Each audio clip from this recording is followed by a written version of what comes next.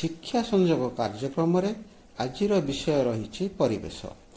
ମୁଖ୍ୟ ପ୍ରସଙ୍ଗ ବିପର୍ଯ୍ୟୟ ଓ ସୁରକ୍ଷା ଯେତେବେଳେ ପଢ଼ିଥିଲେ ସେତେବେଳେ ଆମେ ଜାଣିଥିଲେ ବିପର୍ଯ୍ୟୟର ଦୁଇଟି କାରକ, ତାହା ହେଲା ମନୁଷ୍ୟକୃତ ଏବଂ ପ୍ରାକୃତିକ।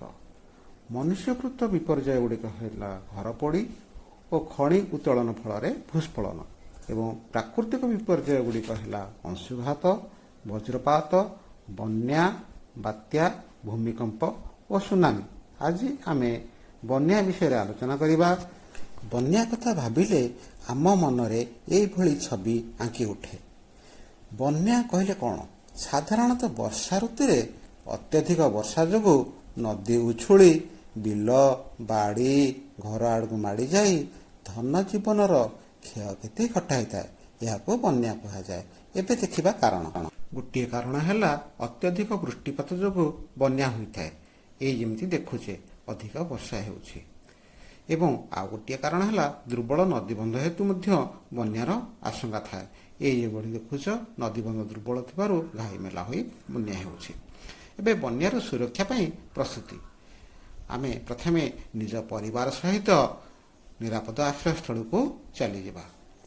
ଏବଂ ଆଉ ଗୋଟିଏ ହେଲା ବନ୍ୟା ଜଳରେ ପିଲାମାନେ ଆମେ ଖେଳିବା ଅନୁଚିତ। କାହିଁକି? ବନ୍ୟା ଜଳରେ ଖେଳିଲେ ଆମକୁ ବିଭିନ୍ନ ପ୍ରକାର ରୋଗ ହେଇଥାଏ। ବଡ଼ କଥା ହେଲା ଗଣମାଧ୍ୟମରେ ପ୍ରଚାର ଓ ପ୍ରସାର ହେଉଥିବା ବନ୍ୟା ସମ୍ପର୍କିତ ସୂଚନା ପ୍ରତି ସର୍ବଦା ସଚେତନ ରହିବା। ଏଇ ଯେମିତି ଖବରକାଗଜ ଏବଂ ଟିଭିରେ ଆମେ ବନ୍ୟା ସମ୍ପର୍କରେ ବିଭିନ୍ନ ଖବର ପାଉ। ଏବଂ ଶେଷରେ ଯେଉଁମାନେ ବନ୍ୟା ଜଳରେ ଫସି ରହିଥାନ୍ତି ସେମାନଙ୍କୁ ସରକାର ଡଙ୍ଗା ଏବଂ ହେଲିକପ୍ଟର ମାଧ୍ୟମରେ ଉଦ୍ଧାର କରିଥାନ୍ତି। ଏବେ ଆମେ ବନ୍ୟା ସମୟରେ କିଭଳି ସ୍ୱାସ୍ଥ୍ୟ ପ୍ରତି ସତର୍କ ରହିବା ତା ଜାଣିବା।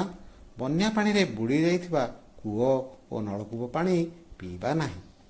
ପାଣିକୁ ଫୁଟାଇ କିମ୍ବା ହାଲୋଜିନ୍ ବଟିକା ପକାଇ ବିଶୋଧନ କରି ପିଇବା। ରନ୍ଧା ଖାଦ୍ୟକୁ ଘୋଡ଼ାଇ ରଖିବା। ମାଛି ବସିବାକୁ ଦେବା ନାହିଁ। ଝାଡ଼ା ରୋଗ ହେଲେ ORS ଦ୍ରବଣ ପିଇବା ଏବଂ ସ୍ୱାସ୍ଥ୍ୟକର୍ମୀଙ୍କ ପରାମର୍ଶ ନେବା। ସାପ ପ୍ରତି ସତର୍କ ରହିବା ଏବଂ ସାପ କାମୁଡ଼ିଲେ ତୁରନ୍ତ ଡାକ୍ତରଖାନାକୁ ନେବା। ବନ୍ୟା ପରେ ଏବେ ଆଜିର ପ୍ରସଙ୍ଗକୁ ଏଇଠି ରଖି